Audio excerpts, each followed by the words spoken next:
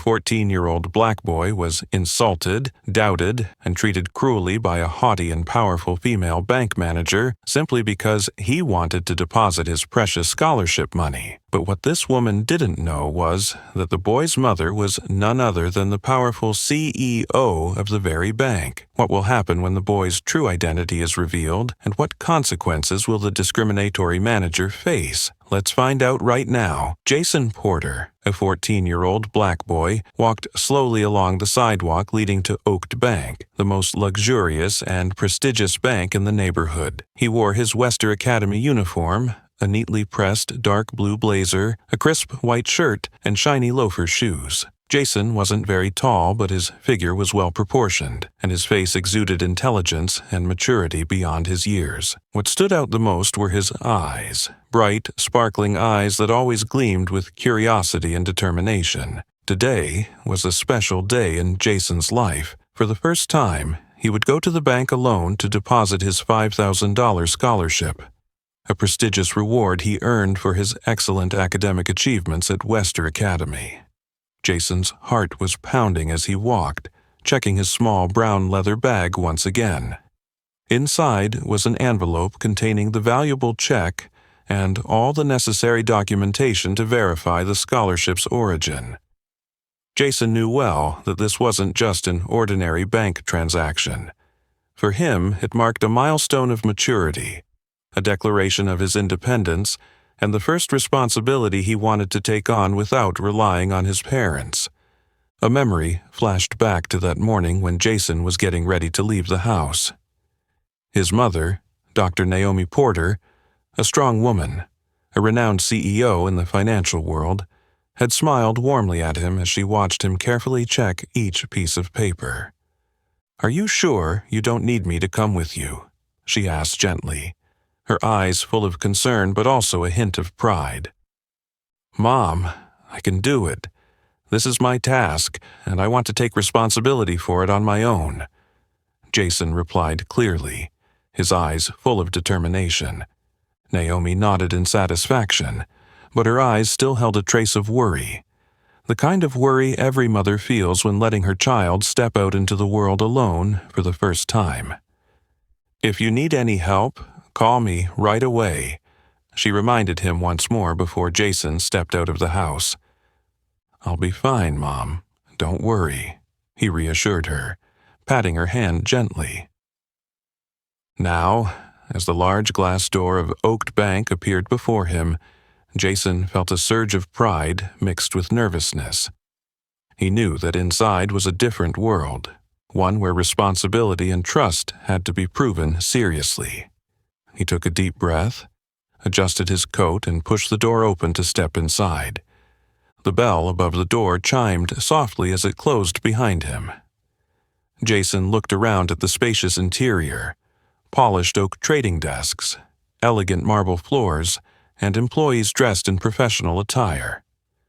With the confidence his mother had instilled in him, he walked straight to the nearest counter, his heart racing in his chest. He was determined to make this first transaction go smoothly, unaware that ahead of him lay a much tougher challenge than he could have imagined.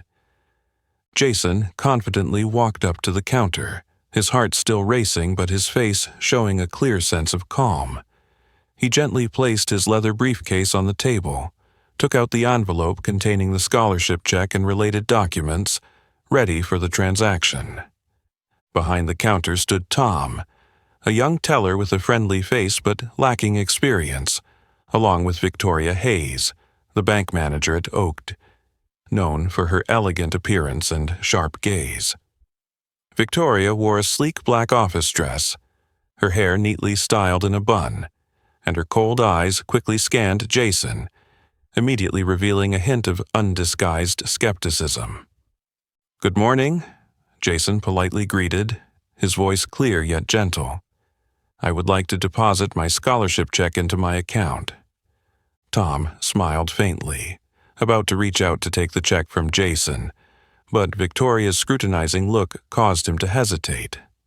Victoria stepped forward, her demeanor shifting noticeably, her face transitioning from curiosity to a stern, almost unreadable expression. "A check for $5,000?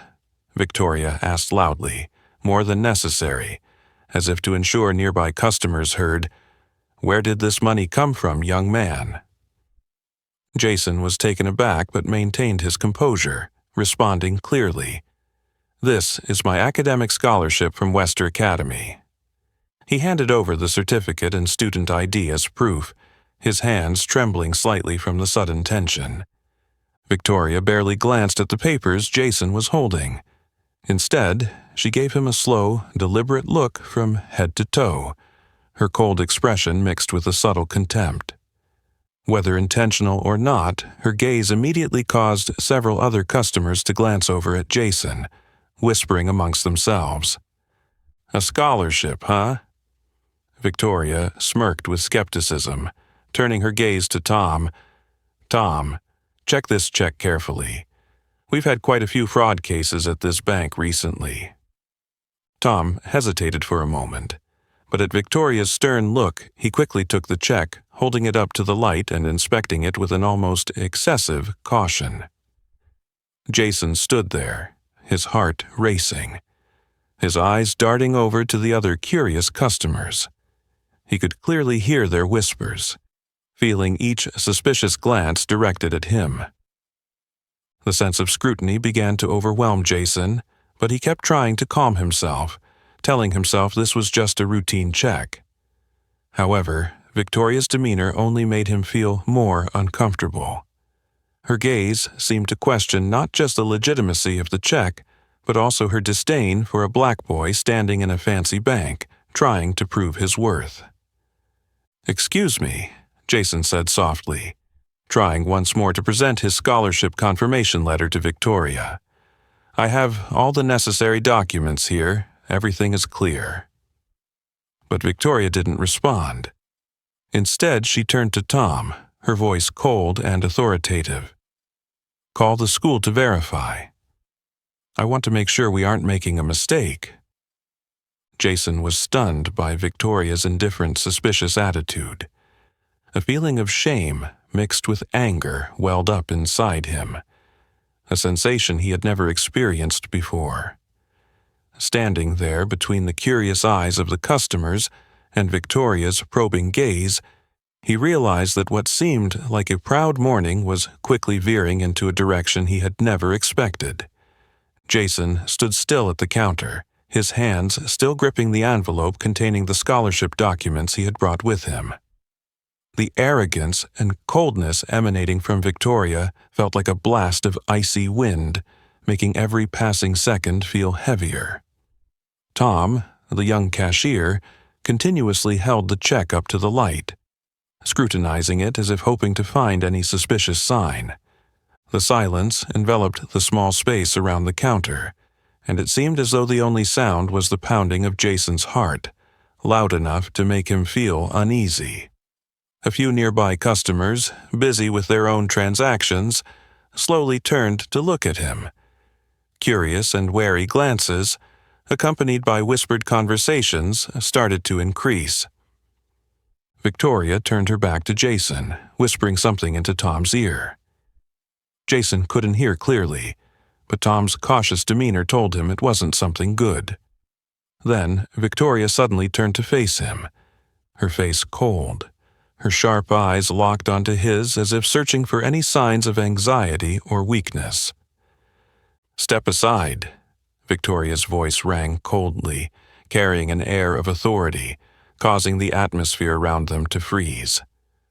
"Why?" Jason asked, his voice trembling slightly but still polite, hoping for some understanding. "We need time to verify the legitimacy of this check." Victoria emphasized each word as if Jason didn't grasp the seriousness of the matter. "It's best you stand still and not cause any more inconvenience." Her words struck Jason like a blow to his self-esteem. He never imagined he would be treated so unfairly and coldly. Jason looked down at his shoes, trying to hide the bitter emotions rising within him. With all the dignity he could muster, Jason gently stepped aside to a corner of the room, near a large plant placed against the glossy oak wall. Standing there, Jason tried to maintain his composure, but the whispers around him continued to echo clearly in his ears. A middle-aged woman, dressed in fine clothes, tilted her head towards him, her eyes full of suspicion. She whispered something to her husband, who stood beside her. Across from them, an elderly white man with silver hair shook his head with obvious distrust, his scrutinizing gaze unapologetically sharp. Jason's chest tightened as he realized that he was the center of attention, the subject of judgment from strangers. As he waited, Jason wondered why a seemingly simple transaction had become so complicated. He had prepared thoroughly, bringing all the necessary documents and clear evidence of the scholarship's origin. Yet, he was still treated as if he were a potential fraud, untrustworthy, and even a nuisance. Jason glanced back at Victoria. She stood confidently behind the counter, serving the other white customers with ease.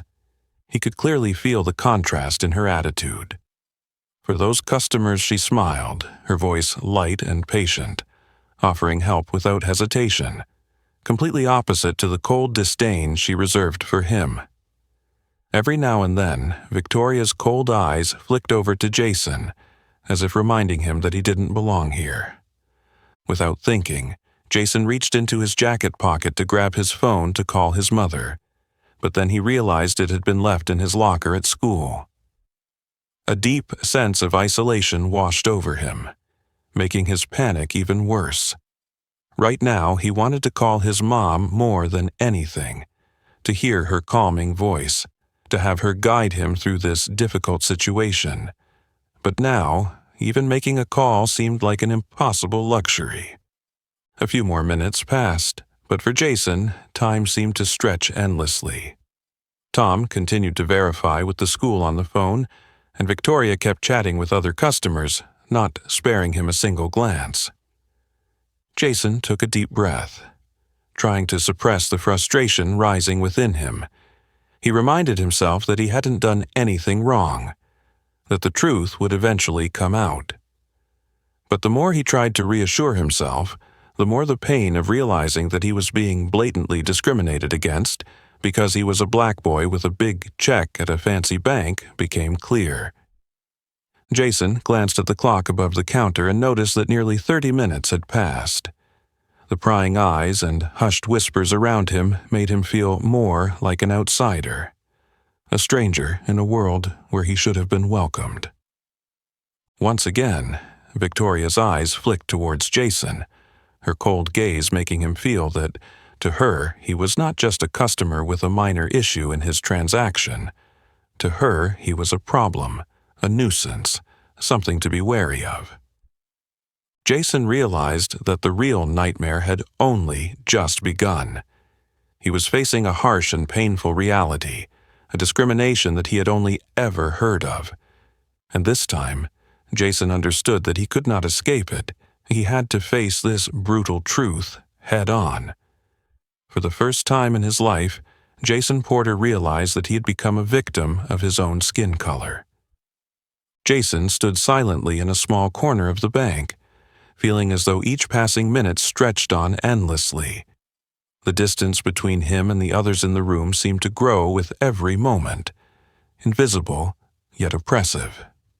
The scrutinizing gazes of the customers around him felt like countless cold needles, constantly directed at him, piercing through his crisp uniform and directly into his already troubled heart. His legs began to stiffen from standing too long on the cold marble floor, but he dared not move too much, fearing that even the slightest motion might give others another reason to judge him negatively. Jason lowered his head slightly, trying to avoid the curious but judgmental stares of the people around him. He faintly heard whispers mixed with quiet, mocking laughter from a group of customers a few feet away. Each word like a gentle knife slicing into his already wounded self-esteem. It dawned on Jason that what he was facing was not just a simple misunderstanding about a scholarship check. It was prejudice, something that lingered like an indelible stain, something Jason had only heard about in school lectures and from his parents, but never truly experienced in such a painful and clear way. His gaze unconsciously drifted toward the teller's desk, where Victoria Hayes was cheerfully chatting with a well-dressed white couple who had just entered the bank. The smile on her face was sweet and warm, a stark contrast to the cold, arrogant look she had given Jason just an hour ago. Jason felt as though he had just discovered a painful truth about how the world worked. There were invisible boundaries that separated people, drawn by deep-seated, outdated prejudices. Meanwhile, Tom, the young teller, was busy speaking on the phone with Jason's school. He looked tense, glancing repeatedly at Victoria, as if seeking her approval or guidance. Tom's hesitation and submission to Victoria made Jason realize something else. In this small space, Victoria held the ultimate power. That power was not just reflected in the position or title she held, but in how she decided who deserved respect, who should be suspected, and who would be pushed out of the safe and friendly zone of this place. Time continued to drag on. Jason tried to glance at the clock on the wall in the distance, each tick echoing in his mind. 30 minutes, 40 minutes, then an hour. Each passing second made him feel smaller, weaker, and more isolated. Customers came and went, all served quickly and courteously, while Jason remained standing in the corner, a living picture of isolation and alienation.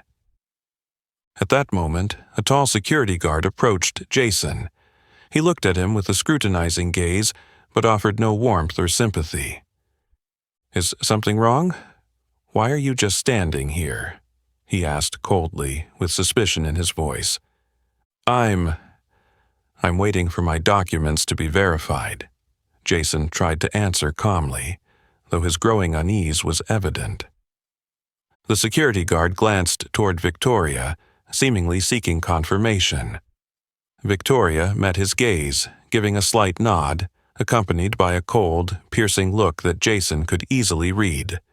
"Keep an eye on that boy." Jason's heart froze when he saw the guard step back slightly, yet still maintain a clear line of sight toward him. Every glance like this seemed to confirm one thing. Jason was the problem, the suspect, the untrustworthy stranger who needed to be watched. As the suffocating atmosphere weighed on him, Jason wished he could call his mom. But Victoria had made it clear that he was not allowed to leave or contact anyone until the bank finished verifying his documents. No phone, no way to leave. Jason was completely isolated from the outside world, even though people around him continued to chat happily, completely oblivious to the difficulty and pain he was enduring. In that oppressive moment, Jason unintentionally caught the gaze of an older woman standing not far away. Her look was not one of sympathy or understanding, but a cold, harsh gaze full of judgment. She slowly shook her head and whispered something to the person next to her, making Jason feel as though he was being judged without the right to defend or explain himself. Jason suddenly realized a painful truth. No matter how hard he tried to prepare, no matter how prestigious his school uniform or how complete his scholarship paperwork, nothing could protect him from the prejudice and bias of people like Victoria and the customers around him who saw him as an outsider, a suspect. Unfortunately, that prejudice stemmed from one thing he could never change: his skin color. For the first time in his life, Jason truly felt the injustice, the isolation, and the rejection caused by something he had never thought would be a weakness: his own identity. And he knew, from that moment on, his life would never be the same. Because Jason had just crossed the invisible boundary from innocence to awareness of the harsh, painful reality of the adult world, where fairness was not always guaranteed for everyone. Standing in the cold corner of the bank, surrounded by scrutinizing and suspicious glances, Jason unconsciously found himself retreating into familiar images in his mind, as if searching for a bit of warmth to combat the indifference he was enduring. In that moment of helplessness, he suddenly remembered his mother, Naomi Porter, who had always been the most steadfast support in his life. Jason clearly recalled every detail of the house where he grew up, a large mansion located on the outskirts of Oakdale. It was a peaceful place with lush green lawns, tall trees reaching straight up into the sky, and rose bushes that his mother tended to every weekend with care. The house was grand, but what made it truly special was not its opulence, but its warmth, elegance, and humility, qualities that defined the Porter family's lifestyle. His mother, Naomi Porter, was well known in the financial world as the CEO of one of the largest corporations in the country, but to Jason she was always a simple, compassionate, and above all, incredibly strong woman. Despite having faced countless challenges in her career, Naomi had never yielded to any adversity. She remained calm, rational, and faced every situation with determination and integrity, qualities that Jason deeply admired and sought to learn from every day. Jason could also clearly remember the quiet evenings at the oak dining table. After his mother had finished a long meeting with business partners, removing her formal suit jacket to become the gentle, patient mother who listened intently to his little stories. Those dinners were when his mother would teach him the most important life lessons, not just about manners and maintaining personal honor, but also about responsibility to the community and society.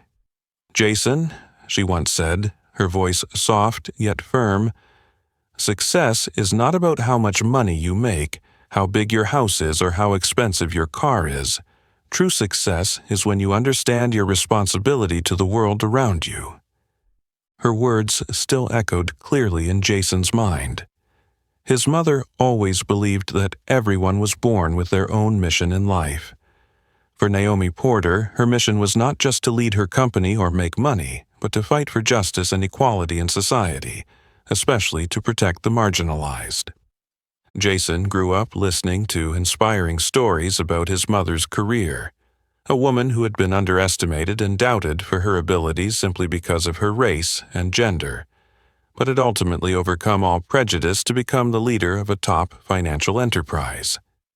She often told him about the hardships she had endured, not to boast of her success, but to teach him that the world was full of injustice and that it was each person's duty to fight to erase it. From these stories, Jason learned about resilience, confidence, and independence. His family had wealth and fame, but his mother never allowed him to be a boy who relied on others or on his family's riches to define his worth.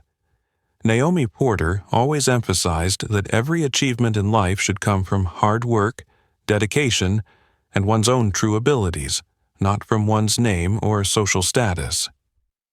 Jason still remembered the proud look on his mother's face when he brought home his scholarship letter from Wester Academy.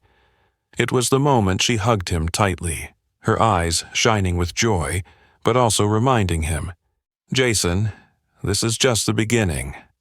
Life will challenge you with situations you never expected. The most important thing is for you to stay true to yourself. You must always maintain your self-respect and never lose who you are, no matter how the world treats you." In that memory, his mother's voice was filled with love, yet held a deep seriousness. At that time, Jason didn't fully understand the message she was conveying, but now, standing in the oak bank, doubted and isolated simply because of the color of his skin, he began to understand more than ever. His mother's words were no longer just theory. They had become the harsh reality he was directly experiencing. Jason suddenly realized he had lived in a world that was too safe and protected, surrounded by love and respect. He had never had to face discrimination until today. The feelings of isolation, judgment, and suspicion he was experiencing made Jason understand his mother's lessons more deeply. He also remembered his father, Malcolm Porter, an ardent social activist who always fought for the rights of the Black community. His father was strict but incredibly kind. He taught Jason that being a good person in society was not just about doing great things, but also about the small actions every day, the way one treats others, and the compassion one shows for those around them. His family had never flaunted their wealth, even though they were well positioned to do so. Instead of lavish parties, the Porter family chose to spend time and resources helping the community, participating in charity projects, and supporting scholarships for poor children. Jason grew up in such an environment, becoming a sensitive boy to injustice, empathetic to the pain of others, and possessing a strong sense of personal responsibility towards society. But now, standing alone in the corner of the bank, Jason suddenly realized a harsh truth. Not everyone was like his family. Not everyone was willing to open their hearts to accept the differences of others. In that moment of pain and hurt, Jason silently thanked his mother. It was because of the lessons and values she had instilled in him that Jason now had the strength to stand firm, to face the harsh reality that was unfolding, and not let himself be swept away by despair or bitterness. For the first time in his life, Jason realized how precious and meaningful the values his mother had always taught him truly were. And in the midst of this painful isolation, Jason silently promised himself that no matter what happened, he would never let this cold, prejudiced world make him lose himself. Jason stood there, in the hidden corner of Oaked Bank. But at that moment his mind seemed clearer and more alert than ever before. Warm memories of his family, especially his mother, Naomi Porter, seemed to give him an invisible strength, helping him stay calm and observe more clearly the events unfolding before him.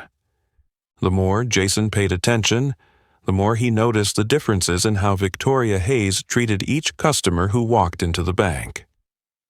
While he stood waiting, Victoria continued her work, a perfect smile always on her lips when she greeted wealthy, well-dressed white customers. Her tone was sweet and her service incredibly attentive, making Jason feel uneasy. These white customers were welcomed warmly, directed to the best counters and served with great care and precision. Their paperwork was accepted swiftly, easily, and without question. In contrast, whenever a person of color or an immigrant entered, Victoria's attitude shifted immediately to a noticeable coldness. Jason witnessed a middle-aged black man approach the counter with a stack of papers in his hands.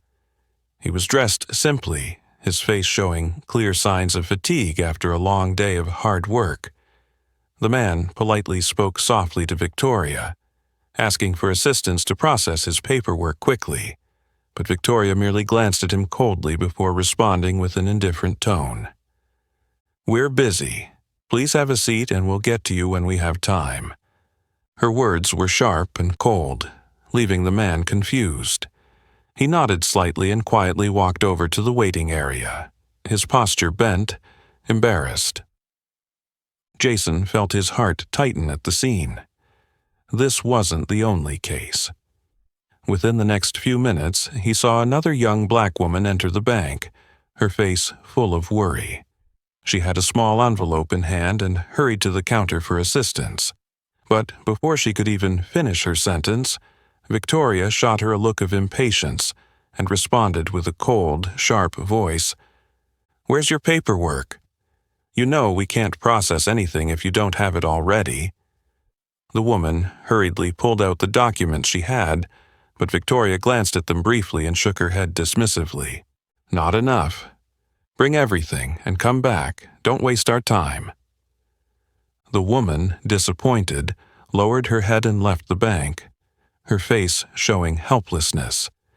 Jason couldn't tear his eyes away from the cold, powerful, and contemptuous expression on Victoria's face.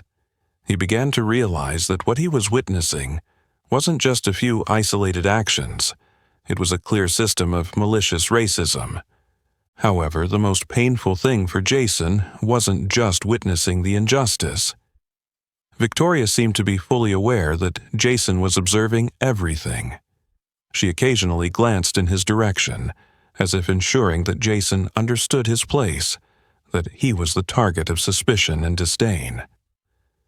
After a few minutes, Victoria suddenly called over the security guard from earlier, whispering something to him that Jason couldn't hear. But soon after, the guard turned and looked directly at Jason, nodded briefly at Victoria, and then walked toward the corner where Jason was standing. "Don't go anywhere," the guard said coldly, his tone stern and unsympathetic. "We're checking your paperwork, and you need to stay here until it's done." Jason's heart sank. The guard's voice was loud enough to make other customers turn and look. Now, Jason wasn't just isolated. He had become the center of negative attention from the entire bank. Victoria continued to watch from a distance, her sharp gaze filled with satisfaction, as if she had just accomplished something significant. Another wealthy white couple entered the bank, and Victoria quickly greeted them with cheerful enthusiasm. As they passed by Jason, the couple eyed him with disapproval, whispering to each other before shaking their heads. Jason stood there, his fists clenched tightly, a mix of anger and shame boiling up inside him. Jason understood that Victoria was fully aware of the impact her actions had. Her discrimination wasn't unconscious or accidental. It was a deliberate choice, a way to assert power by deciding who deserved to be treated well and who had to endure prejudice and contempt. He suddenly remembered something his mother had once told him. Racism doesn't just come from ignorance, it also comes from fear, weakness, and the deliberate effort to maintain power. Now, experiencing this firsthand, Jason understood those words more deeply than ever. Inside Jason, the pain and hurt slowly transformed into determination and righteous anger.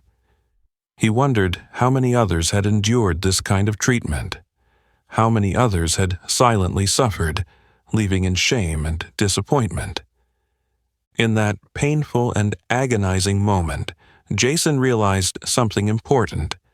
He couldn't accept this situation continuing. Every sharp glance, every cold word from Victoria became an even greater motivation for him to stop remaining silent. He knew he had to do something, not just for himself, but for all those others who faced similar injustices every day. Jason looked directly into Victoria's eyes for the first time since entering the bank. She was slightly surprised by his sudden courage, but maintained her usual arrogance. Jason knew this was only the beginning, but at least now he was no longer the passive sufferer. Victoria's sharp gaze no longer frightened him. Instead, it ignited within him a fierce, resilient flame, a clear determination that he would no longer remain silent in the face of injustice. Jason's determined gaze quickly gave way to a sense of uneasy confusion as he suddenly realized something was off with Victoria. From the hidden corner of the bank, where Jason was forced to stand still and wait, he could still clearly observe the movements around the transaction counter. Every glance, every gesture from Victoria now seemed more cautious and mysterious than usual. Victoria suddenly left the counter, striding quickly toward her private office hidden behind a large glass door at the end of the hallway. Jason could clearly see that she appeared to be searching for something important, her eyes darting around as if she were afraid of being caught. Just a few minutes later, Victoria returned with a thick stack of files tightly clasped in a light yellow folder. On it, Jason inadvertently caught a glimpse of a bold, clear label, "Confidential." A wave of unease immediately washed over him. Every nerve in Jason's body was on high alert. He couldn't understand why Victoria, the powerful bank manager, was being so secretive with such an important file. His mind raced with countless questions, but he forced himself to focus on every little action Victoria made. Moments later, the bank's large door swung open, and a middle-aged man, confident and well-dressed, entered. Jason instantly recognized him. Harrison Wells, CEO of Meridian Group, the direct competitor to the bank his mother had recently acquired. Jason's heart skipped a beat as he saw Victoria hurriedly approach him, her demeanor oddly respectful toward Wells. She quickly ushered him into a private meeting room at the far corner of the bank, the least conspicuous area. At that moment, Jason forgot about the tiredness in his legs from standing for so long. His senses sharpened unusually. From where he stood, he couldn't make out the exact words they were exchanging, but their glances and actions made it clear that something was very wrong. He saw Victoria carefully hand over the confidential file to Wells. Wells flipped through the pages quickly, his eyes lighting up with satisfaction. Victoria bowed slightly, whispering something, her expression a mix of nervous excitement and satisfaction, as if she had just completed an important but dangerous task. A cold wave washed over Jason. Why would Victoria hand over such an important oaked bank document to the CEO of Meridian Group? Why was the exchange happening so secretly, in a manner so suspicious? The questions spiraled in his mind, quickly connecting to a terrifying answer. This was a major betrayal, a clear attempt to sabotage his mother's career and reputation. His mother, Naomi Porter, had recently made a significant move, acquiring a crucial stake in Oaked Bank to solidify her position in the financial market. Victoria, the key manager of the bank, secretly handing over confidential files to a competitor's CEO was clearly a deliberate attempt to ruin that deal. Jason realized that what he had just witnessed was not just a simple wrongdoing. It was a carefully orchestrated plot, a criminal betrayal that could have devastating consequences for his mother and the company she was leading. Jason felt his body shake, his palms cold as he fully grasped the gravity of the situation. In that moment, he no longer thought about the humiliation he had just endured. All that mattered now was how to protect his mother and stop this from escalating immediately. But just as Jason stood frozen in shock, Victoria suddenly turned around, her sharp gaze locking with his. Just for a second, but Jason could clearly sense the wariness and unease in her cold eyes. Victoria quickly said something to Wells, then rushed out of the meeting room, heading straight toward Jason with a stern, threatening expression. "What are you looking at?" Victoria asked coldly, her aggressive tone attempting to mask her own anxiety. Jason tried to remain calm, replying steadily, "I'm just waiting. I haven't done anything wrong." "We're still verifying your papers," Victoria said sharply, raising her voice intentionally for the benefit of the other customers in the bank. "I warn you, don't try to cause trouble." Jason remained silent, fully aware that Victoria was trying to use her power to intimidate him into silence. She immediately signaled to the security guard to approach him, watching him closely. But this time, Jason wasn't afraid. On the contrary, he felt a surge of determination, knowing he couldn't let this scheme go unchecked.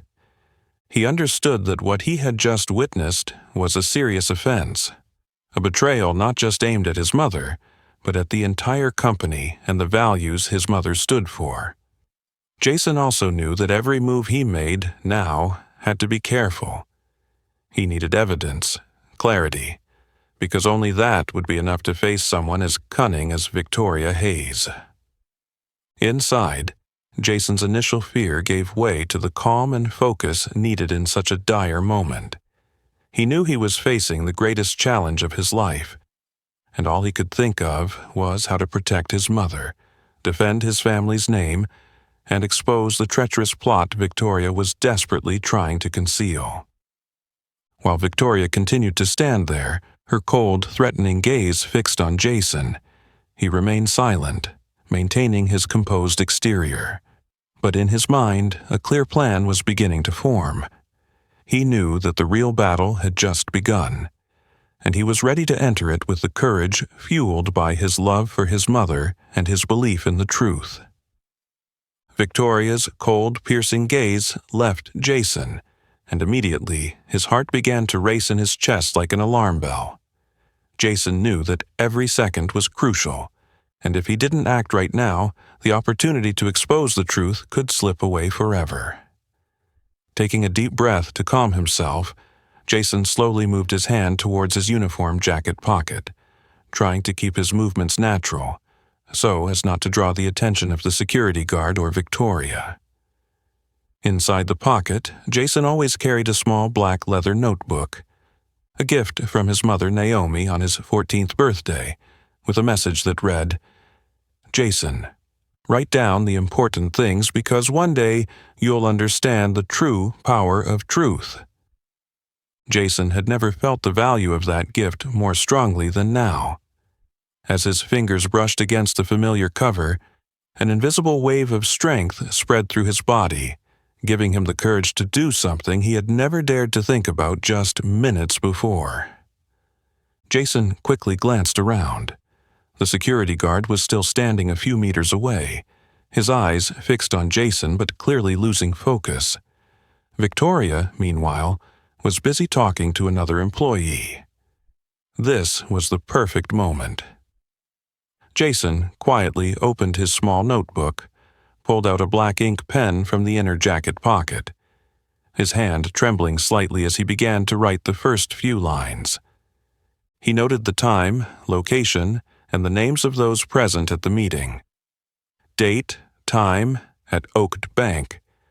Victoria Hayes handed a confidential file to Harrison Wells, CEO of Meridian Group. His hand moved quickly across the paper, each stroke clear and precise, even though his heart was pounding with nervousness. In his mind, Jason vividly recalled every tiny detail of the meeting. He described how Victoria had hurried into the room, secretive in her movements, her eyes scanning carefully. He noted her facial expressions as she handed the documents to Harrison Wells, and the way Wells flipped through each page with a suspicious sense of satisfaction. Jason also made sure to write down the palpable tension and high alertness in their every move. At that moment, Jason realized that his mother had always been right.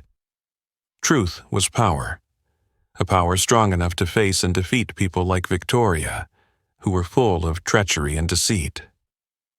Jason knew that he could not afford to let a single detail slip by, for everything he was writing could become crucial evidence later.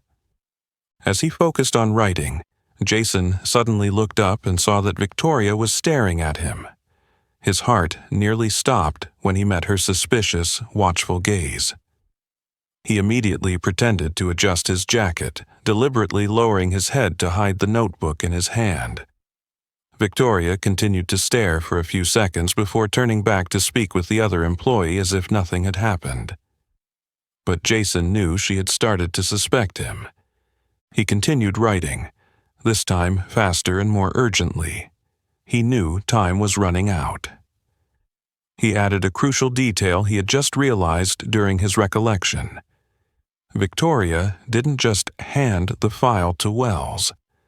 She whispered something to him, her expression a mix of worry and satisfaction. Jason tried hard to remember the movement of Victoria's lips, though he couldn't hear what she was saying. But that gesture clearly indicated collusion and a hidden agenda between the two.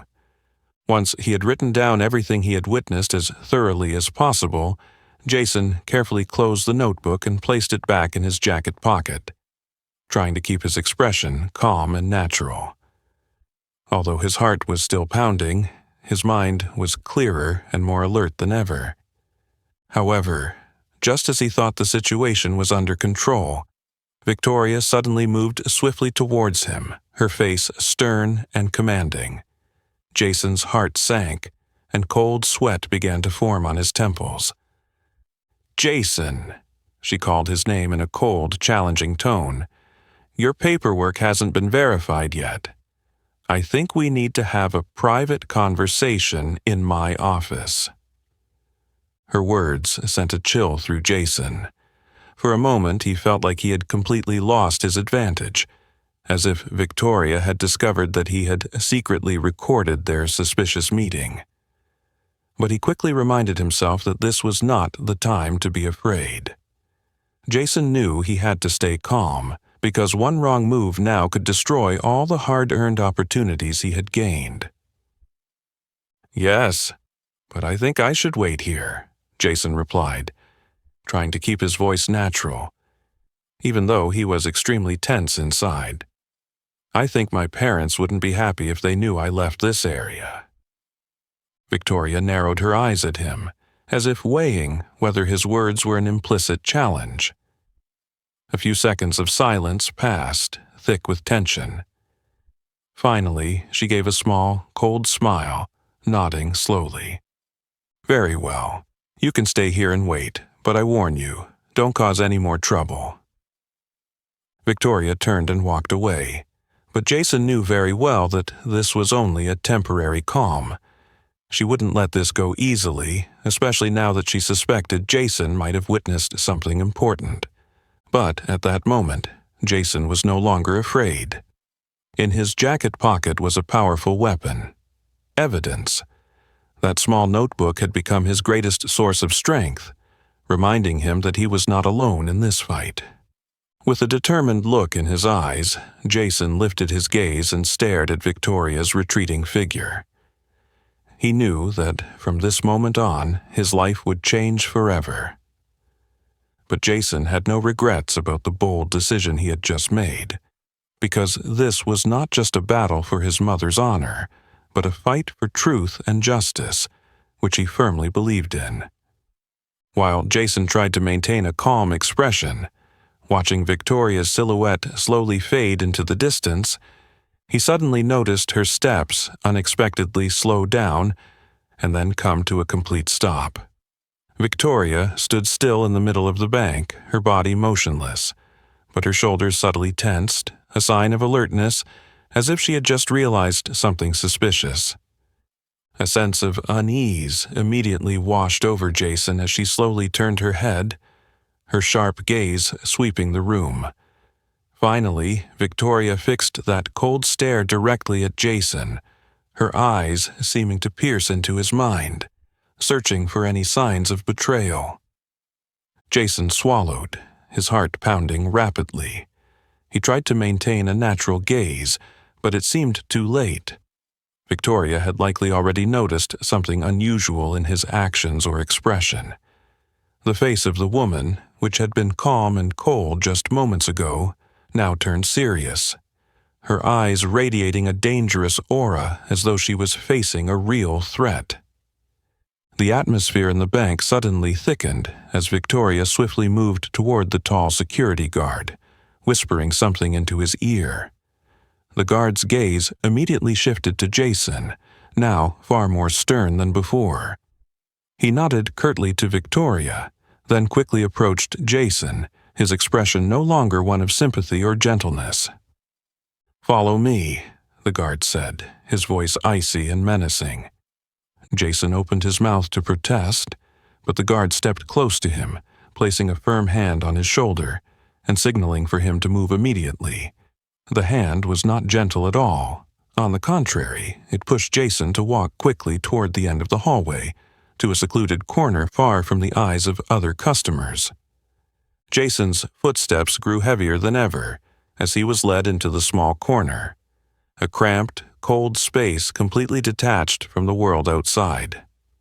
From this position, Jason could see nothing but the cold marble wall and a few dust-covered empty chairs. The feeling of total isolation once again overwhelmed him, but this time it felt even more intense, far more suffocating. Victoria slowly made her way toward him, her footsteps echoing on the polished stone floor with authority. Her gaze was no longer merely cold, it now carried a mixture of anger and deep suspicion. "Jason," she said, her voice soft in a dangerously controlled way, "I feel like you're hiding something. Did you see something you weren't supposed to see?" The question was posed slowly, but with immense pressure, making Jason feel as if he had been cornered. His heart raced, but he forced himself to respond calmly. I don't understand what you're talking about. I was just waiting to complete my transaction." Victoria stared at him intently, her eyes seemingly trying to read every single thought in his mind. She tilted her head slightly, studying his every move as if looking for a sign of deceit or anxiety. "Don't play innocent with me," Victoria said, her voice now colder and sharper than before. "I've been watching you. You're not just waiting. Your eyes have told me that you're hiding something." Jason stood motionless, the cold sweat beginning to form on his forehead. He knew that Victoria was trying to pressure him into confessing, but he couldn't let her know that he had recorded evidence of her secret meeting with Harrison Wells. "Miss Victoria," Jason tried to speak slowly, but his voice trembled. "I was just standing here because you told me to wait. I don't understand why you're saying this." Victoria smiled faintly, her smile bitter, her cold eyes flashing with anger, as she realized that Jason was still resisting her pressure. "You know, Jason?" She lowered her voice, almost whispering but filled with threat. "I really dislike children like you. Children who think they're smarter than adults. I warn you for the last time, don't make me make this harder for you." Jason swallowed hard, but he remained silent. Victoria stared at him for a few more seconds, her gaze filled with anger but also alertness. Finally, she turned to the security guard, coldly giving an order. "Stay here and watch him. Don't allow him to move or speak to anyone until I return." "Yes, ma'am." The guard immediately stepped in front of Jason, his large frame completely blocking him from view by other customers in the bank. As Victoria turned to leave, Jason could clearly feel the atmosphere in the bank grow more tense than ever. He was completely isolated, not only physically but mentally. He knew that Victoria no longer saw him as just a regular boy. Now, to her, Jason had become a real threat, someone who could unravel the secret plan she had worked so hard to set up. But even in this suffocating and terrifying situation, Jason felt a fierce determination rising within him.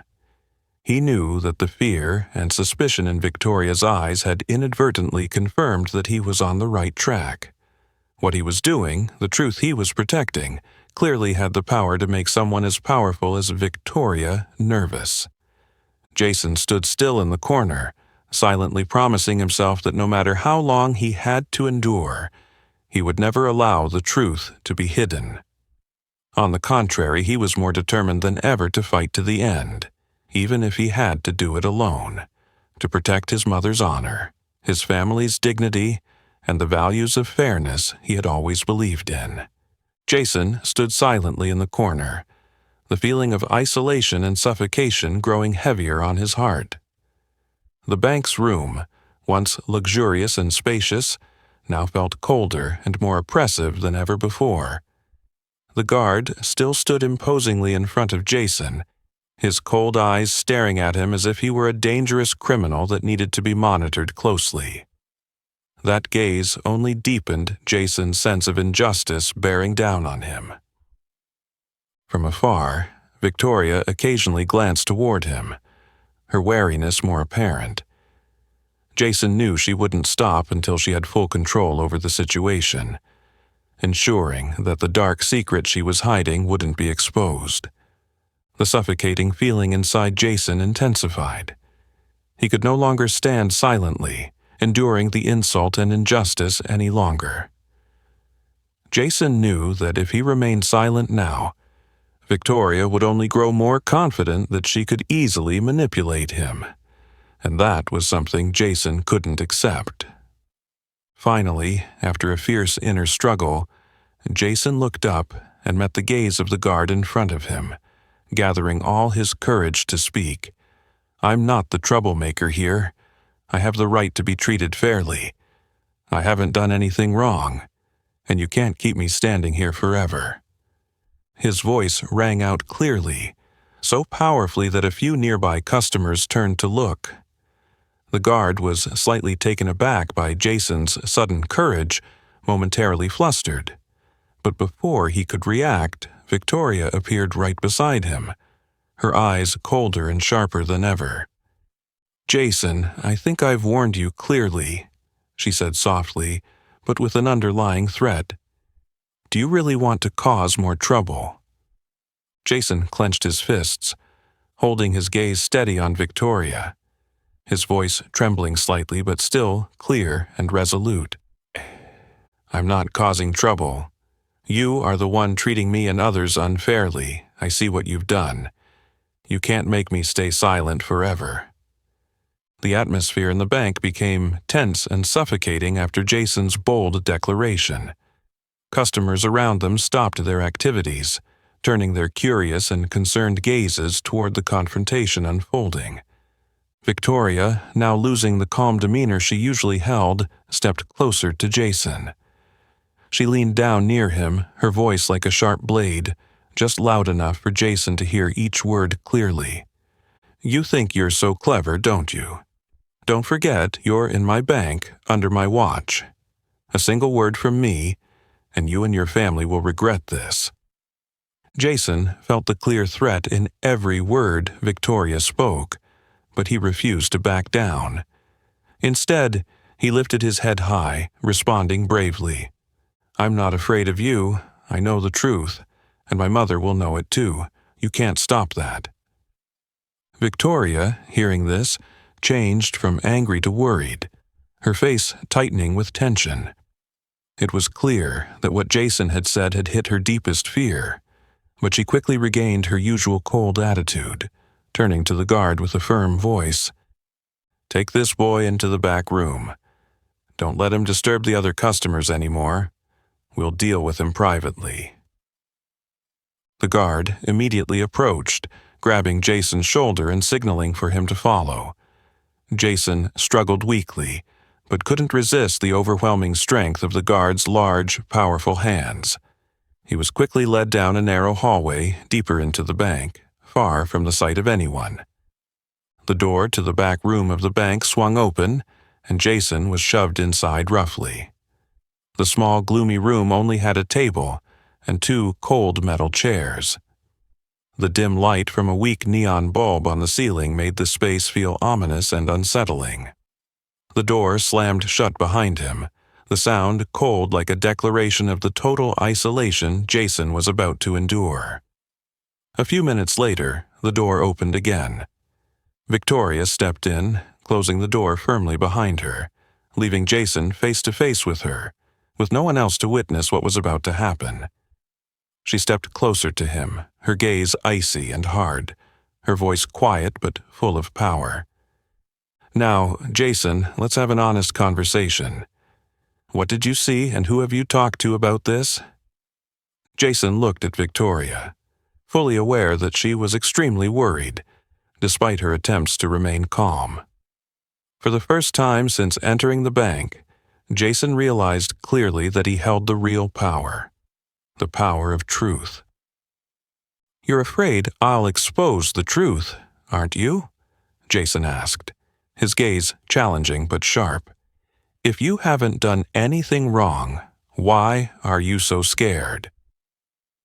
Victoria narrowed her eyes at him, trying to hide the growing tension on her face.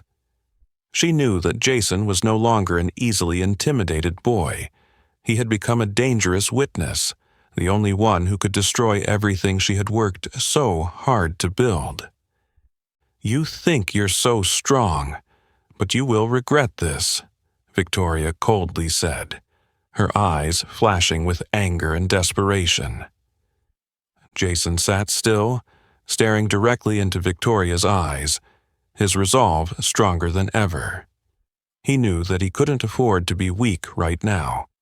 This was the moment to show the full strength of his courage and his belief in justice that his mother had always taught him. In that small, gloomy, and tense room, Jason Porter made a decision. He would never again submit to any pressure. He knew that the fight for the truth had just begun. but he was ready to face whatever happened, as long as he could protect the most important values he had always believed in. The atmosphere in the small room became so tense that it felt almost impossible to breathe. Jason sat still, his eyes unwavering as they locked onto Victoria's, showing no sign of hesitation despite knowing he was at a disadvantage. Meanwhile, Victoria stood before him, her sharp gaze betraying a growing sense of unease. She knew exactly the danger Jason represented, a threat that, with just one small misstep, could make her lose everything she had worked so hard to build. Just as Victoria was about to continue pressuring Jason, the sound of strong, decisive footsteps echoed from outside the room. The door swung open with an air of authority, and standing there was none other than Naomi Porter, Jason's mother. Her sudden appearance instantly changed the room's atmosphere. Naomi stepped into the small room, her presence strong, proud, and confident. Her gaze immediately fixed on her son, Jason, as if to reassure herself that he was okay. Then, swiftly, her eyes turned to Victoria, growing sharp and commanding enough to make anyone wary. "What's going on here?" Naomi's voice rang clear, calm, but tinged with an unmistakable coldness, like a powerful warning. Victoria flinched slightly but quickly regained her composure, forcing a fake smile. "Oh, hello, Mrs. Porter. We're just handling a small misunderstanding with your son. Nothing serious." "Small misunderstanding?" Naomi repeated with a mocking tone, her eyes never leaving Victoria's, making her uncomfortable. "I walk into a bank and am told that my son has been locked in a room and treated like a criminal. That's what you call a small misunderstanding?" Naomi's sharp question left Victoria visibly flustered. She tried to find an explanation, but her voice lacked the confidence it had before. "Mrs. Porter, I assure you, this is just a necessary security procedure when we suspect there's an issue with the documents." Naomi cut her off immediately, her gaze growing even more intense, forcing Victoria to face the truth. "Documents? Are you talking about my son's perfectly legitimate $5,000 scholarship check? Or are you trying to cover up something more serious that I don't know about yet?" Naomi's words were like a sharp blade piercing Victoria's psyche. She fell silent, her eyes briefly betraying a flash of panic she couldn't hide. Naomi quickly realized that the situation was far more serious than she had initially thought. "Jason?" Naomi turned to her son, her tone soft yet full of concern, but also very serious. "Tell me everything. Don't hide anything." Jason looked at his mother, her powerful, commanding presence helping him regain his confidence. He took a deep breath and spoke clearly and strongly, without any fear. "Mom, I didn't do anything wrong. Victoria didn't just treat me unfairly. She also handed over a confidential bank file to Harrison Wells, the CEO of a rival bank. I saw it all." Jason's words rang out clear and strong, silencing the room completely. Victoria's face went pale, a look of horror spreading across her, while Naomi's expression turned more serious than ever. She immediately understood the gravity of the situation. Naomi turned to Victoria, her eyes filled with strength and cold anger. "Miss Victoria, I expect a very clear explanation for what my son just said." Victoria tried to say something to defend herself, but her words came out fragmented and unconvincing, proving that she had completely lost control of the situation. Finally, Victoria decided to resort to her last measure, trying to appear stronger. "Mrs. Porter, it's all just a misunderstanding. This boy must have seen something wrong or misunderstood." "Misunderstood?" Naomi repeated with a cold, mocking smile. "Then, I suppose you won't mind if we check the security cameras in the meeting room to verify this?" Victoria trembled, realizing that Naomi was not easily fooled by clumsy lies. That statement was like a direct blow to the false trust she had been building up. Victoria completely lost her composure, feeling flustered and tense. I think that's unnecessary. I assure you. Unnecessary. Naomi interrupted again, her gaze turning icy, leaving Victoria unable to argue. I think it's absolutely necessary. And I'm sure the police will be very interested in the confidential files you handed over to the CEO of the rival bank. This statement from Naomi was the final blow, completely shattering the last of Victoria's defenses. She fell silent, her face draining of color, as she began to realize that everything she had tried to hide had now been exposed in front of a powerful woman like Naomi Porter. Naomi turned back to look at Jason, her eyes filled with pride and gentle affection, a look that made Jason feel warm and safe again after the tension and fear he had just endured. He knew that his mother's arrival was the pivotal moment, the turning point that would turn the situation around and bring the truth to light. "Miss Victoria," Naomi declared coldly, her voice firm with power and authority, "I will get to the bottom of this. I promise you that the truth will be revealed, and anyone who tries to cover it up will pay the price." In that cold, small room, Naomi's commanding presence had completely changed the tide. Jason knew that from this moment on, the battle for justice had officially begun, a battle that he and his mother would undoubtedly win. The moment Naomi finished speaking, the atmosphere in the small room instantly froze, as if it were completely frozen. Victoria stood silently, her face paling noticeably, her eyes darting around rapidly, full of panic and unease. Every layer of calm and authoritative facade she had built up was now beginning to crack, irreparably. Naomi gently took Jason's hand, tender but determined, leading him out of the small, gloomy room.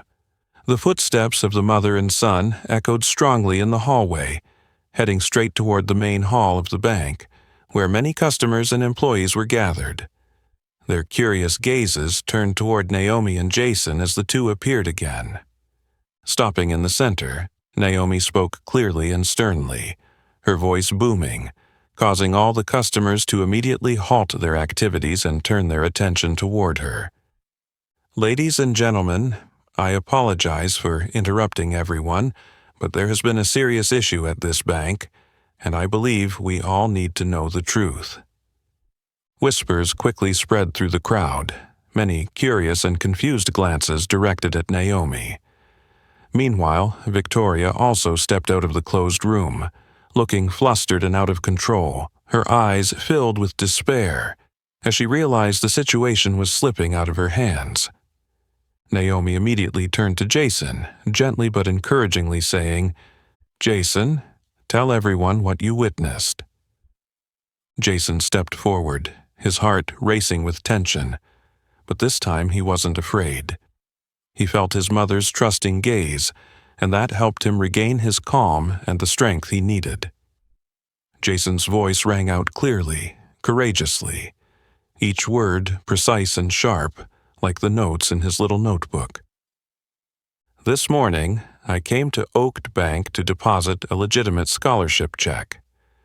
But right from the start, I was unfairly suspected by Miss Victoria and the staff, treated unjustly, and even made to wait for hours in isolation. At first, I thought this was just a small misunderstanding, but later I realized it was much more serious." Jason paused for a moment, his gaze directly on Victoria, unwavering.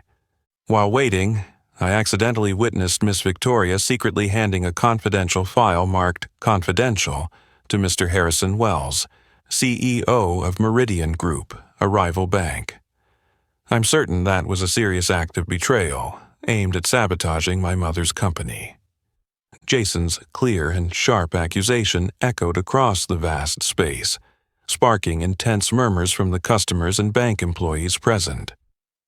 Many astonished and enraged eyes were immediately directed at Victoria, who now completely lost her ability to hide the fear on her face. "No, that's not true," Victoria weakly protested, but her voice trembled, failing to convince anyone. Naomi stepped forward, her cold gaze fixed on Victoria, her voice louder and stronger than ever, enough to make everyone in the room listen attentively to each word she spoke. "Miss Victoria, your actions are not only a severe violation of professional ethics, but also an act of corporate espionage, a very serious crime. I have always trusted you with the responsibility of managing this bank, but unfortunately, you are the one who betrayed that trust." Victoria suddenly collapsed, trembling violently. All her attempts to defend herself faded in the face of Naomi's resolute statement. Everyone around was stunned as they watched the powerful, proud woman Victoria become so weak and helpless. Naomi turned to a senior bank employee, her voice firm and serious, without any hesitation. "From this moment on, Miss Victoria Hayes is officially terminated from her position as manager of Oaked Bank. I demand an immediate internal investigation, the retrieval of all documents related to today's incident, and notification to the authorities to clarify her responsibility." Naomi's words rang out like a bell, signaling the end for Victoria. She bowed her head, completely still, as though all her strength and power had been drained in an instant. The customers and employees who had witnessed the entire event immediately began clapping in support, showing their approval of Naomi's fair and decisive decision. Jason felt a deep sense of relief, a true joy at seeing justice carried out before everyone's eyes. Naomi turned to look at Jason, her eyes filled with pride and boundless love.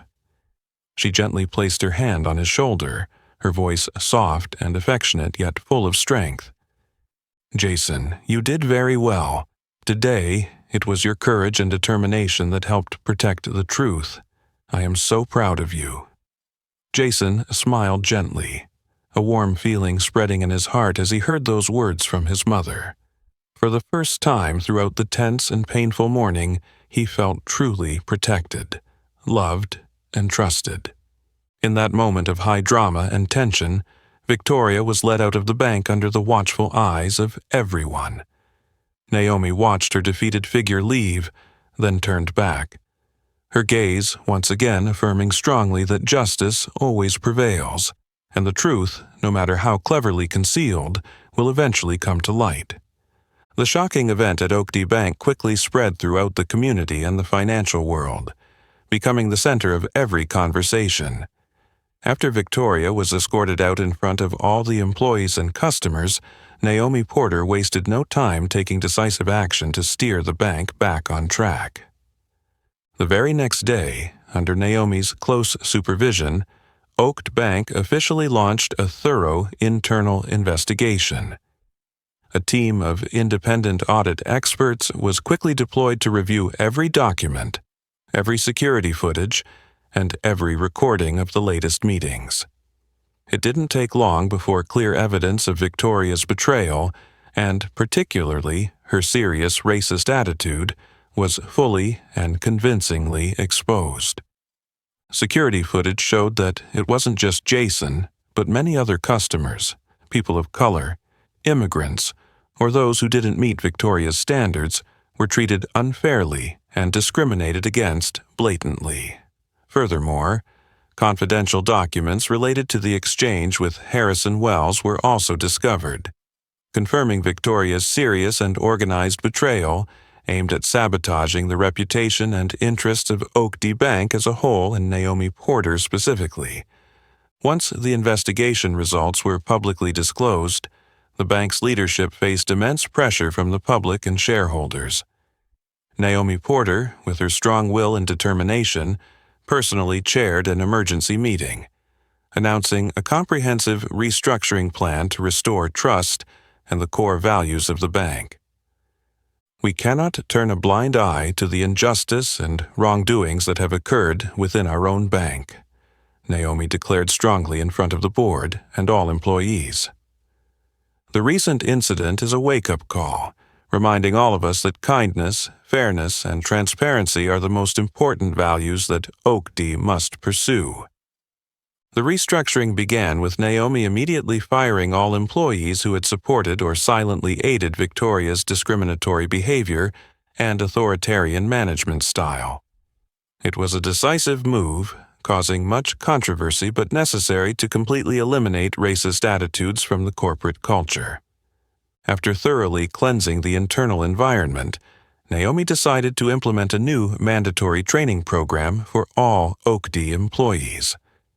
This program, titled Building Equality, Eliminating Discrimination, focused on raising awareness and educating about diversity, fairness, and respecting individual differences. Naomi didn't hesitate to invite renowned experts on ethics and human rights to guide the program, ensuring that all employees embraced a shared message that Oakd would now be a place of absolute equality and humanity. Amid this wave of comprehensive change, Naomi also kept an eye on the employees with compassionate hearts, those who had courageously spoken out or quietly supported Jason during his toughest moments. One of these employees was Melody Pham, the young woman who consistently showed kindness, politeness, and deep empathy toward Jason during the time he was isolated and doubted at the bank. Melody had been an ordinary teller, rarely noticed before, but Naomi recognized that, at a time when many chose to remain silent or indifferent to the injustice, Melody had quietly but steadfastly tried to encourage Jason with sympathetic looks or soft words of encouragement when he felt his lowest. For Naomi, values such as kindness, integrity, and personal ethics were always considered more important than mere professional skills. Therefore, she decided to meet with Melody directly, having a sincere and deep conversation to understand more about this young woman. After their impressive conversation, Naomi wasted no time appointing Melody as the new branch manager of Oakd Bank, replacing the position left vacant after Victoria's dismissal. Melody's appointment immediately created a noticeable positive effect within the bank. Employees, who had been used to the atmosphere of pressure and fear under Victoria's authoritarian management, now felt uplifted and hopeful for a completely new future under Melody's humanistic and understanding leadership. On her first day as manager, Melody stood before all the employees and customers of Oakd Bank, speaking softly but confidently.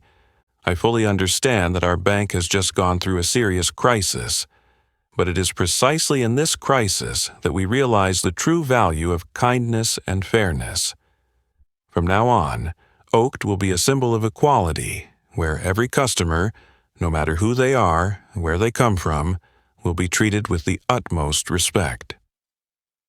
Melody's words received enthusiastic applause from everyone present, not only because it marked a new beginning, but also because it reaffirmed the true values the bank was committed to. Naomi stood beside her, smiling with satisfaction as she saw the positive changes unfolding right before her eyes. She knew that the road ahead would still have many challenges, but she also knew that with strong determination and firm belief in the right values, any difficulty could be overcome. Jason stood beside his mother, silently observing all the positive changes happening, with a deep sense of pride and fulfillment rising within him. He knew that his courageous decision, refusing to back down that day, had played an important role in this wonderful transformation. Looking around, Oakd Bank was now completely different. Jason understood that his battle was not just a small personal fight. It was a collective struggle for justice, for human dignity, a fight that everyone had a responsibility to join in order to create a better, fairer world for all. The positive changes at Oakd Bank not only marked a significant milestone in Naomi and Melody's careers, but also became a turning point in Jason's life. From an ordinary boy with simple dreams, Jason had now become a powerful symbol of courage and belief in justice, surprising even himself with the growth this painful experience had brought him. Jason's story of resilience quickly spread, not only within the local community but also to the leadership of Wester Academy, where he was studying. The prestigious school decided to invite Jason to give a special speech so he could share his experience with his peers. For Jason, it wasn't just a great honor, but also an important responsibility he couldn't refuse. That morning, the large auditorium at Wester Academy was packed with students and teachers, a palpable sense of anticipation mixed with excitement filling the room. As Jason stepped onto the stage, the spotlight shone directly on him, causing his heart to race in his chest. But as he looked down, his eyes met those of his mother Naomi, filled with pride and encouragement, and Jason immediately felt an invisible surge of strength within him. He took a deep breath and began speaking clearly, calmly, yet with passionate conviction. "Hello, everyone. Today, I'm here to share a story, one of injustice, but also one of courage and hope." Jason's voice echoed throughout the auditorium, immediately capturing everyone's attention. He continued, each word carefully chosen to convey the sincere and profound emotions stemming from the painful experience he had endured. "Before, I always thought discrimination was something distant, only found in books or on TV. I never imagined that one day I would become a victim of it. But that day, at Oakdee Bank, I was confronted with an injustice I had never imagined." Jason recounted in detail what he had to endure. The suspicion, the insults, the condescending looks, and the helplessness of being isolated just because of the color of his skin. His heartfelt and emotional words left the entire room in stunned silence. Many students in the audience could not hide their deep emotion and empathy as they listened to his story. But it was in those darkest moments that I remembered the words my mother once told me. Jason continued, his gaze full of pride directed toward his mother Naomi sitting below. "She taught me that we should never give in to injustice, that each person, no matter who they are, can use courage and perseverance to make a positive difference in society." The applause was thunderous as Jason spoke these words.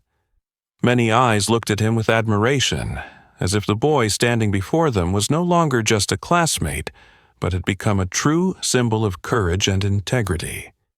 "We can't control whether injustice happens to us, but we can certainly choose how to face it," Jason continued, his voice growing stronger. "I chose to speak up, to not stay silent, and I believe that all of you have that power too."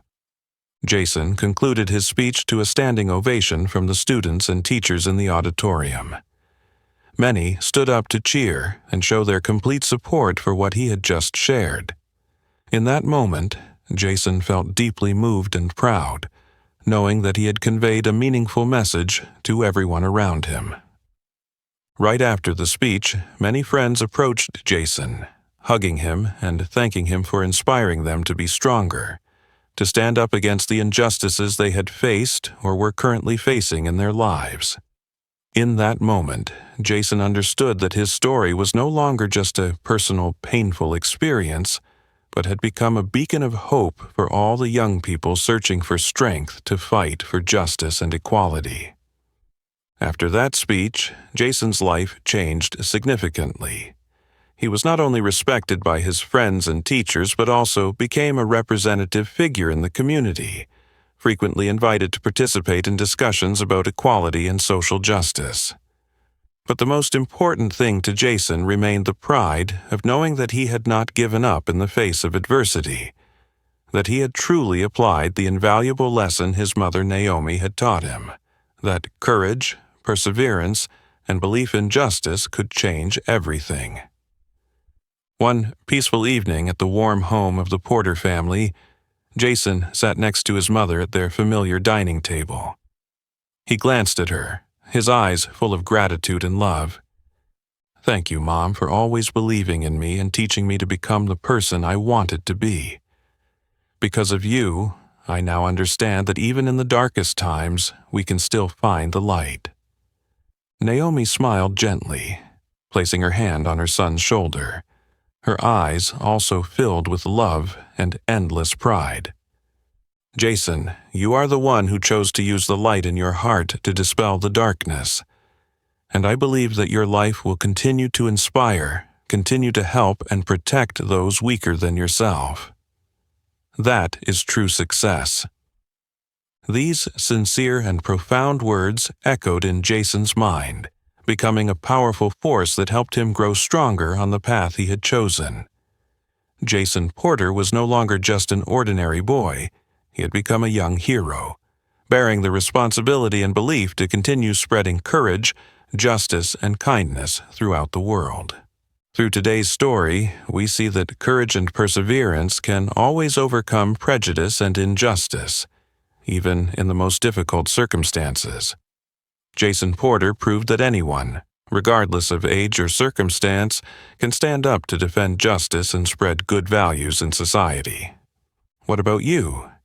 If you were in Jason's shoes, would you choose to stay silent or courageously speak out against injustice? Please leave your thoughts in the comments below. And don't forget to like, share this meaningful story with your friends and family, and subscribe to the channel so you don't miss the next inspiring videos. Goodbye, and see you in the next stories.